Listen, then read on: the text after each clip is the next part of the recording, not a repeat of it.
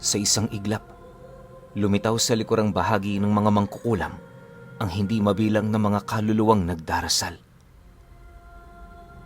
Kakaiba rin ang mga wangis ng mga ito, gawa ng meron yung mga pakpak na may hahalin tulad mo sa paniki. Binabalot din ito ng itim na usok kung saan ito ang malimit na hudyat sa mga kaluluwang matagal ng pagmamay-ari ng demonyo.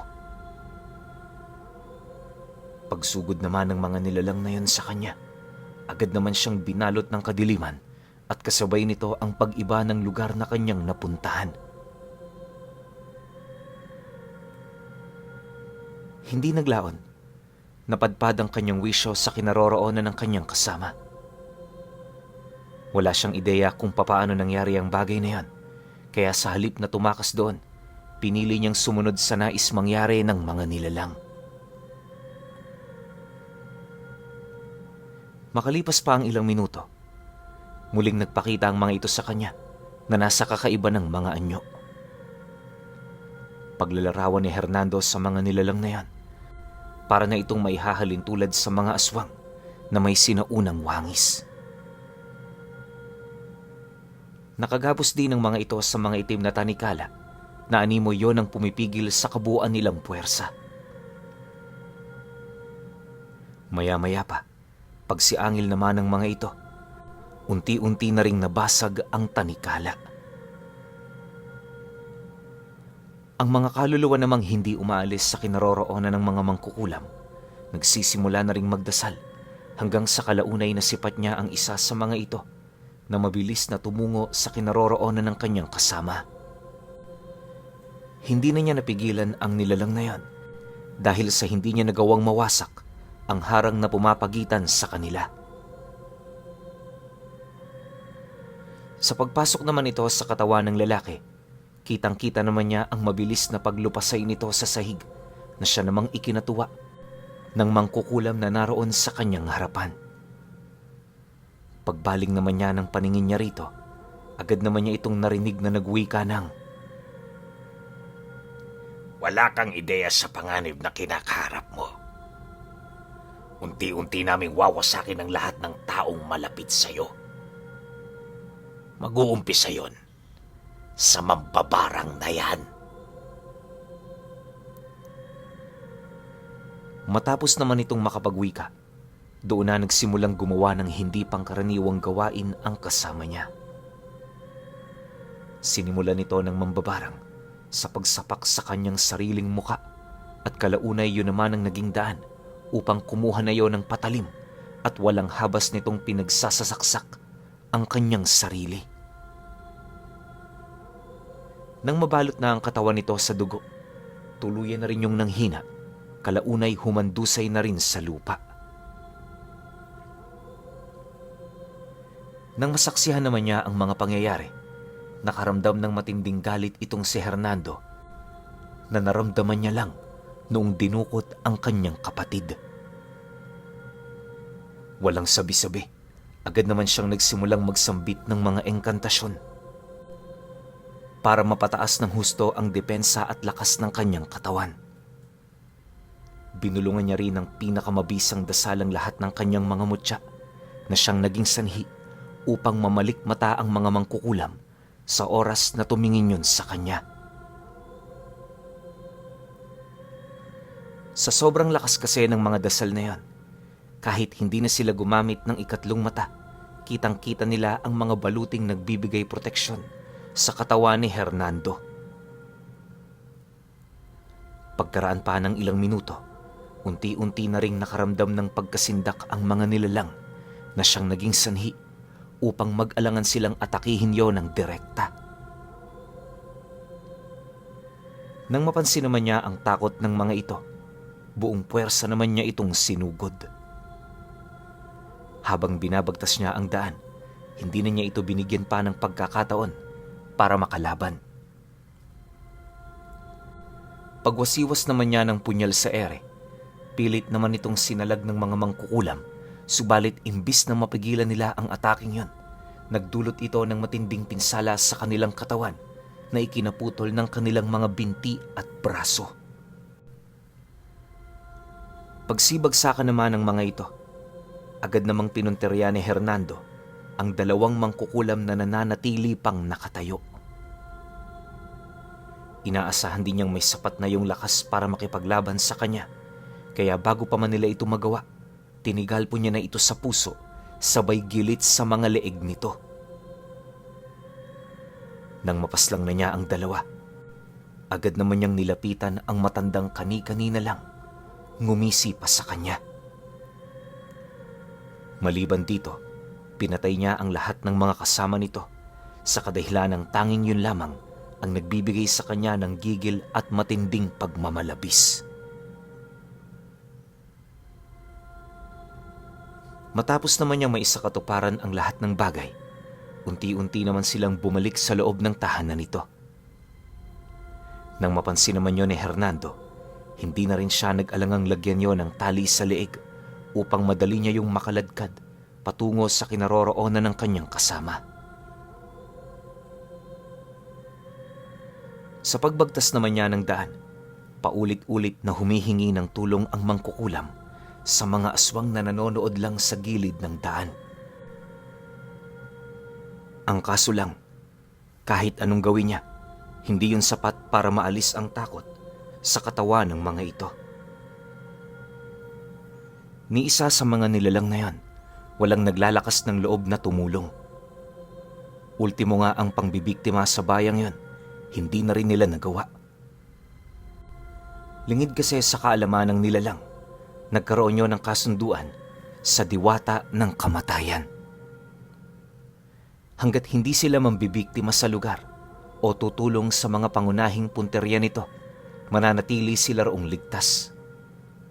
Pinatunayan naman yun ni Hernando, kaya na may sa katagalan sumailalim na sa kanyang kapangyarihan ang mga aswang.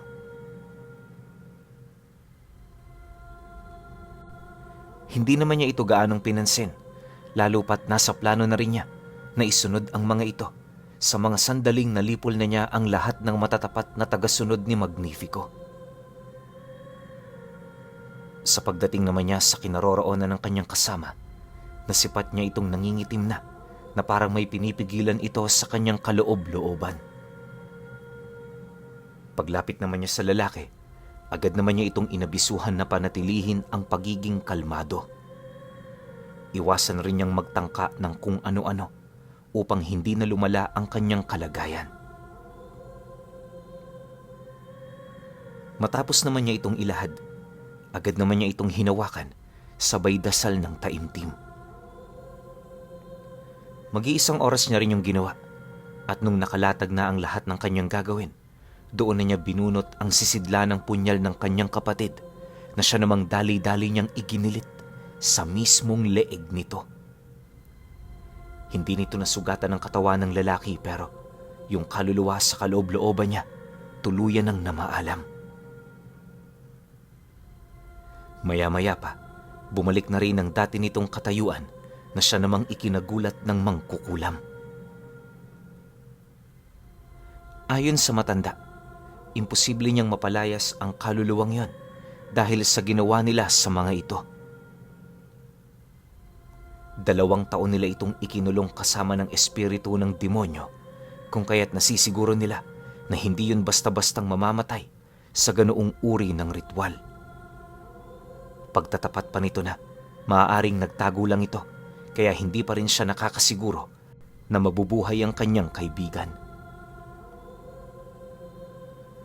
Subalit nang marinig naman yon ni Hernando, napatawa lang naman siya sabay sagot dito ng, "Hindi ka dyan sigurado. Kung ikukumpara ko yan sa mga espiritong nakalaban ko, nasa mababang antas lang yun. Ni hindi nga umabot sa kalingkingan ng aking ekspektasyon. Alam kong binabalak niyong isama ito sa inyo. Pasensya na. Hindi ko hahayaang mabigo ako sa aking pangako." Dahil sa kanyang sinabi, abot langit naman ang pasasalamat sa kanya ng lalaki. Sa sobrang tuwa nito, hindi nito maiwasang yakapin siya habang umiiyak. Hinayaan lang naman yon ni Hernando, gawa ng kahit papaano katiwa-tiwala na rin yon para sa kanya. Matapos naman ang mga pangyayari, bakas sa mukha ng matanda ang matinding galit. Sa estado ng paningin nito, alam ni Hernando na labis-labis na ang pagtitimpi nito. Makalipas pa ang ilang minuto, walang pagdadalawang isip naman niyang inundaya ng saksak ang matanda, sabay wika ng, Wala na akong kailangan sa'yo. dahil sa kanyang ginawa, halos natulala lang naman ang nilalang habang pinapakiramdaman ng talim ng punyal. Pagbawi naman niya rito, agad naman yung humandusay sa lupa habang nangingisay. Maya-maya pa, nang maagnas na ang katawan nito, agad naman silang umalis ng lugar para maipagpatuloy ang kanilang plano. Sa loob pa ng 1 linggo, naging abala itong si Hernando sa pagpatay.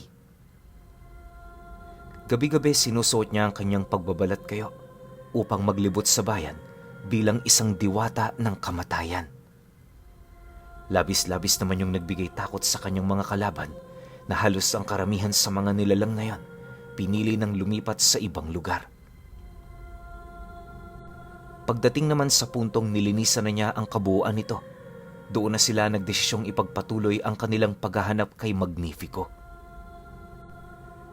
Nalaman kasi nilang hindi ito basta-bastang mahanap ang sibilisasyong isinumpa ng mga sinaunang antingero. Gawa ng para mahanap yon, kinakailangan nitong makuha ang 2 antigong kagamitan na naglalaman ng mapa patungo sa sinumpang bayan. Walang nakakaalam sa kanila kung saan sila magsisimula. Gawa ng matagal na rin yung naibaon sa limot. Naniniwala rin si Hernando, hirap na itong si Magnifico sa paghahanap. Lumipas pa ang ilang araw, nagpatuloy ang kanilang paglalakbay. Maraming tao na silang nakausap at natanong, pero lahat ito hindi matukoy ang lugar na pinagtataguan ng mga nasabing mapa. Habang tumatagal, unti-unti na rin silang nawawalan ng pag-asa, gawa ng kung iisipin, masyadong imposible talaga na mahanap ang ganoong bagay. Sa loob ng ilang buwan nilang paglalakbay, nanatiling wala silang ideya sa kinaroroonan ng mapa. Nabago lang ang sitwasyon nila noon nang makarating sila sa lugar ng Morong. Dahil sa alam naman ni Hernando na may naninirahang mga katutubo sa bundok ng Natib, yun kaagad ang napagpasyahan niyang puntahan. Bagaman hindi siya sigurado, may kutob siyang may maibibigay na tulong ang mga katutubo. Isa kasi ito sa mga matatagal na sa lugar na pinaghihinalaan naman niyang nakaabot pa sa nangyaring kaguluhan noong unang panahon. Ang ganoong posibilidad na pinanghahawakan niya ang siyang nagbigay naman sa kanya ng tiyaga para hanapin ang mga katutubo sa bundok ng Natib. Bago rin nila puntahan ang lugar na yon, minabuti naman nilang magtanong sa mga karatig baryo upang magkaroon sila ng ideya kung saan sila magsisimula. Mabuti na lang, mapagkakatiwalaan ang mga napagtanungan nila Hernando, dahilan para matukoy nila ang eksaktong kinaroroonan ng mga ito. Base sa kanyang mga nalaman, mga mag-uuling ang mga katutubo roon. 2 beses sa 1 linggo bumababa ito ng bundok para maghatid ng kanilang mga paninda. Dagdag pa ng mga ito na may mga pagkakataong nakakausap nila yon na siya namang naging daan upang malaman nila kung saan yon nakatira. Nang marinig naman nila Hernando ang tungkol dito, hindi na rin sila nagdalawang isip na tumungo sa paanan ng bundok ng Natib. Sa kanilang paglalakad, wala naman silang napansing kakaiba. Magtatanghali noon ang binigtas nila ang daan, kaya na may sumasalubong sa kanila ang simoy ng hangin na may mainit na pakiramdam. Tirik na tirik din noon ang araw, kaya nung nakarating sila sa isang malawak na ilang, nagdesisyon silang magpahinga na muna roon pansamantala. Habang pinagmamasdan naman ni Hernando ang buong paligid, na ibahagi naman niya sa kanyang kasama ang tungkol sa ugnayan nila ng bunso niyang anak. Pagtatapat pa niya na, saan mang lupalop sila mapadpad, makikita at makikita nito ang mga pangyayari sa kanilang buhay. Nasisiguro din niyang kilala na rin ito ang lalaki, gawa ng kahit papaano medyo matagal na ang kanilang pagsasama. Dagdag pa niya, pagkatapos ng mga ginagawa nila, maaaring magdesisyon siyang bumalik sa pangkaraniwang buhay kasama ang mga anak niya. Hindi rin kasi maipagkakaila ni Hernando ang lungkot at pag-aalala buhat sa paglayas ng mga ito sa poder ng kanyang dating asawa. Nang marinig naman ng lalaki ang kanyang sinabi, kampante naman yung humiga sa damuhan habang nagwiwika sa kanya ng, Di ko alam na may tinatago din palang ganyan ng mga katulad mo. Hanga ko sa iyo, Manoy Hernando. Isinakripisyo mo ang iyong mga anak para dito sa pinaniniwalaan mo. Kung iisipin, parehas lang naman tayo ng rason sa buhay. Ako kaya ako naging ganito dahil sa mga taong mapang-ape sa lugar namin. Napag-isip-isip ko na kapag wala kang kapangyarihan at wala kang maibubuga, hindi sila magkakaroon ng takot laban sa'yo. Likas na sa mga taong rumespeto, sa mga taong alam nilang may matataas na estado sa buhay. Kapag wala ka, kapantay ka lang ng basura. Dahil sa sinabi nito, agad naman niya itong pinayuhan ukol sa magagandang bagay na nagagawa din ng tao. Maaari kasing naging maramot lang sa kanya ang paligid na kanyang kinagisnan. Pagtatapat pa ni Hernando na, kinakailangan din niyang tumingin sa mabubuting gawa, hindi lang sa mga masasamang bagay na naidudulot nito sa kanya. Dagdag pa niya na, kagaya ng mga nilalang na nasa panig ng kaliwa, may mangilan-ngilan din sa mga taong biniyayaan ng kakayahang umunawa.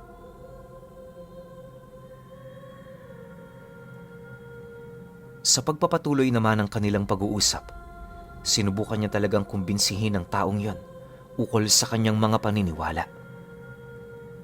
Iniiwasan niya kasi noong mangyari na baka kapag nagkahiwalay na sila, muli na naman itong maligaw ng landas. Mariin niya ring inilahad sa lalaki, hindi niya kinakailangan magtanga ng ganoong kakayahan para lamang mabigyan ng leksyon ang mga taong kanyang kinagagalitan. Maraming paraan para mapagdusa ang mga ito na hindi gumagamit ng anumang uri ng dahas. Dahil sa kanyang mga sinabi, napansin naman niyang panailangang pagsang-ayon nito sa kanya. Maya-maya pa, nang wala na silang mapag-uusapan, nagdesisyon na silang magpatuloy sa kanilang paglalakad. Bukod kasi sa may kalayuan pa sila sa paanan ng bundok, hindi rin biro ang sukal ng daan na kanilang tatahakin. Bago pa man sumapit ang 6:00 ng hapon, narating naman nila ng ligtas ang paanan ng bundok ng natib. Di pa man sila nakakapasok sa kakahuyang pumapalibot dito, bumungad na sa kanila ang mga batang naglalaro sa mga puno. Yung iba nangunguha ng bunga, tapos yung iba naman, walang ibang ginagawa kundi ang magsaya. Ayon sa kanya, isa yon sa mga memoryang hindi niya talaga makalimutan. Habang pinagmamasdan niya kasi ang mga bata, napagtanto niya kung gaano yon kainosente sa mga bagay-bagay. Nagsimula ring bumalik sa kanyang alaala ang mga masasayang memorya niya noong bata pa lamang siya. Makalipas pa ang ilang minutong pagmamasid, napansin naman ng mga ito ang kanilang pagdating. Pagsilay naman ng mga batang yon, nagmamadali naman itong bumaba ng puno para sila'y salubungin. Maya-maya pa, nang marinig naman nila ang mga tanong nito, walang pagdadalawang isip naman niyang inilahad ang hangarin nilang makapunta sa mumunti nilang tribo. Matapos naman niyang makapagwika, hindi naman kaagad sumagot ang mga ito, gawa ng pinakikiramdaman pa ng mga ito ang kanilang pakay. Maya-maya pa, nang mapansin naman nilang wala naman silang binabalak na masama, agad naman sila nitong sinamahan patungo sa kanilang pinagtitirahan. Kalahating oras lang ang lumipas, narating na nga nila ang sitio sa gilid ng paanan ng bundok. Taliwas sa kanilang inaasahan, hindi pala konti ang mga bahay doon. Ayon kay Hernando, umabot sa 15 tahanan ang kanilang nakita sa lugar. Tirahan din ito ng humigit sa 70 residente na halos ilang dekada na roong naninirahan. Base rin sa mga katutubong nakausap nila, may mga kadugo pa silang nakatira, ilang milya ang layo sa sitio. Madalas din nila itong pinupuntahan para humingi ng langis sa panggagamot. Nang marinig naman niya ang tungkol dito, sinubukan naman niyang itanong kung sino ang hinihingian nito ng langis sa lugar na yon, pero hindi ito umimik. Sa halip, ang isinagot nito sa kanya ay, "Pasensya na kaibigan. Alam naming manlalakbay kayo pero hindi kami magbibigay ng pahintulot na basta-basta nyo na lang malaman ang tungkol sa amin. Kayong dumayo, kaya kayong obligadong maglahad ng dahilan kung bakit kayo nandito. Konting paalala, magaling kaming makisama sa kapwa pero malupit kami sa mga taong may bahid ng panloloko.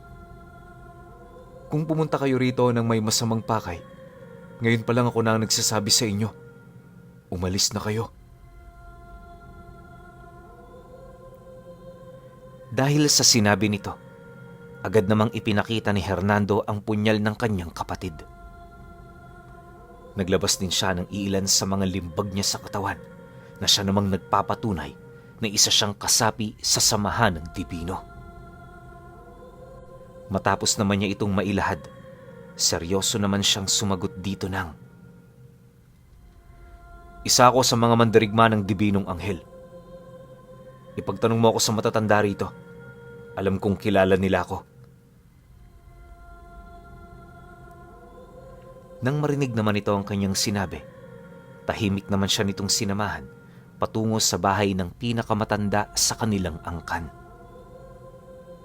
Pagkatok naman ng katutubo sa pinto nito, halos hindi pa sila kaagad na pinagbuksan ng matanda, pero nang marinig nito ang tungkol sa mga mandirigma ng anghel, nagmamadali naman yung lumabas. Pagbungad naman ng matandang lalaki sa kanya, abot langit naman ang paghingi nito ng dispensa. Dahilan nito, hindi yun gaanong nakikipagsalamuha sa mga pangkaraniwang tao. Matapos naman yung mailahad ng matanda, agad naman itong pinagalitan ang katutubong naghatid sa kanila patungo sa bahay nito.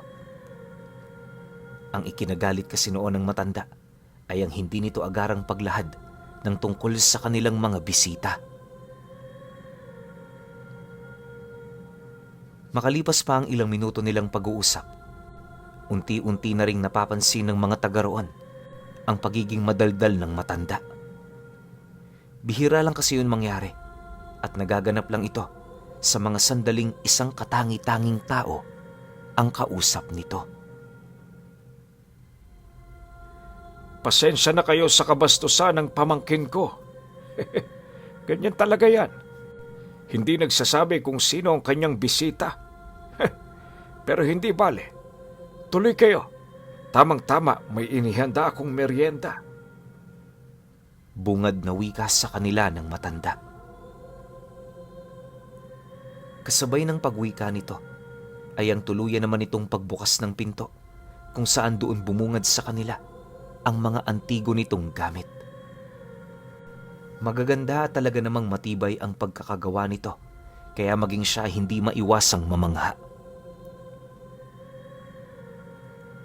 Pagdating naman nila sa sala, kampante naman sila doong umupo habang pinagmamasdan ang paligid nila. Makalipas pa ang ilang minuto, doon na nga bumalik ang matanda, bitbit ang isang bandehado na naglalaman ng mga tasang punong-puno ng kape kasama ng tinapay na nabili pa nito sa baryo ng Morong. Pag-upo naman ito sa kanilang harapan, direkta namang tinanong ng matanda kung ano ang pakay niya. Nabanggit din ito ang tungkol sa mambabarang niyang kasama na siya namang hindi nito maiwasang maipagtaka. Nang marinig naman ni Hernando ang tungkol sa sinabi nito, doon na niya ipinagtapat ang totoo.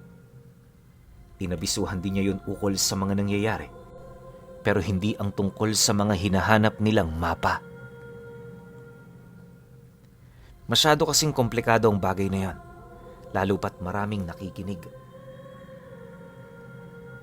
Sa pagpapatuloy ng kanilang pag-uusap, agad namang inilahad ng matanda na hindi siya ang taong kinakailangan nilang makausap ukol sa kanilang kinakaharap na problema. Pagtatapat pa nito na, ang matandang babaylan ang makakasagot sa lahat ng katanungan niya, kaya yun dapat ang puntahan niya. Sandali lang, iho. Ako na ang sasama sa inyo. Wika ng matanda, pagkalahad naman ito ng mga bagay na kinakailangan nilang malaman. Matapos naman niya itong marinig, matyaga naman nilang hinintay ang pagbalik ng matanda. Pagkaraan pa ng ilang minuto, lumabas yun sa silid nito, bitbit ang isang bayong na punong-puno ng mga garapon. Ayon sa matanda, kaya yun sasama ay dahil sa may pakay din siya sa babaylan ng lugar nila. Kinakailangan kasi nitong makakuha ng karagdagang langis dahil sa mga bati at panlalaro ng mga engkanto sa labas ng kanilang sityo.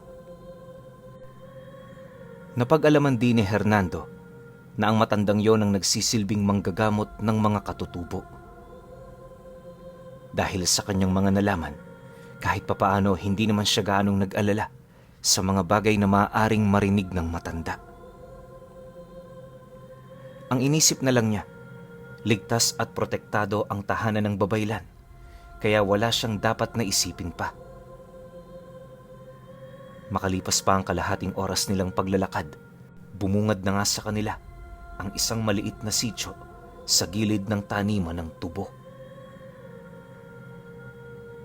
Maaliwalas ang lugar na yon, at kahit bago ka lang doon, masasabi mong isang pamilya lamang ang naninirahan sa lugar. Kakaiba rin ang disenyo nito, gawa ng sa bukana pa lang, masasabi mo talagang pinag-isipan ng maigi ang mumunting tirahan ng babaylan. Bukod sa ginawa nitong arko na punong-puno ng mga ukit, marami ring parte ng lugar na yon ang pinagtamna ng mga kakaibang bulaklak at halaman. Napakalinis din ng daan na animoy araw-araw yung winawalisan. Maya-maya pa, pagdating naman nila sa isang malaking bahay, una namang bumungad sa kanila ang mga kambing na nilagyan ng maliit na kampana sa may bandang leeg. Sa bawat pagkilos nito, naglilikha yun ng tunog na ayon sa matandang kasama nila, pamamaraan nyo ng babaylan para madaling matukoy ang kinaroroonan ng kanyang mga alaga. Matapos naman itong mailahad ng matanda, mahinahon naman yung kumatok sa pinto habang tinatawag ang pangalan nito. Maya-maya pa, pagbukas naman ito, bumungad sa kanila ang matandang nananabako gamit ang isang mahabang pipa. Pagsilay naman ito sa kanya, agad naman itong napansin ang punyal na nakasuksok sa kanyang tagiliran na siyang naging daan para magwika naman yun sa kanya ng, Isang mandirigma! Anong magandang hangin na nagdala sa'yo rito? Batid kung may kailangan ka kaya ka na parito. Pagkalahad naman ng babaylan sa mga katagang yon, hindi naman nagdalawang isip si Hernando na sumagot dito ng, Tama kayo. Meron nga akong kailangan. Babaylang Osyo, maaari bang pumasok muna tayo sa bahay ninyo? Mahalaga ang mga sasabihin ko, kaya ayokong may makarinig nito, maliban sa atin. Dahil sa kanyang sinabi, di naman nagdalawang isip ang babaylan na sumunod. Pagdating naman nila sa silid, agad naman niyang inilahad ang tungkol kay Magnifico at sa isinumpang bayan na hinahanap nito. Pagtatapat pa niya na, ilang buwan na rin nila itong sinusundan, ngunit sa kasamaang palad wala pa silang nakikitang bakas na maaaring makapagturo sa kanila mula sa kinaroroonan ng kanilang kalaban. Dagdag pa niya na, mapanganib ang binabalak ng taong yon, kaya kung kani-kanino na siya lumalapit para humingi ng tulong. Okay. Grabe, sobrang delikado pala ni Magnifico, no? Isipin ninyo halos pwede na natin maikumpara sa mga sinuunang tao tong nilapitan ng bida natin eh. So, alam nila na matagal na palang ginagawa ni Magnifico yon o matagal na tong merong maitim na plano. Diba? Pero ang kinagandahan nito, merong dagdag tulong para sa bida natin. Yung episode 8, mamayang alas 5 yon ng hapon. Tapos sunod din natin yung 9. Pasensya na kayo, inumaga tayo rito sa 7 pero at least meron na. Pahintay na lang ako nung 8. Alam ko, magandang maganda na to. Salamat.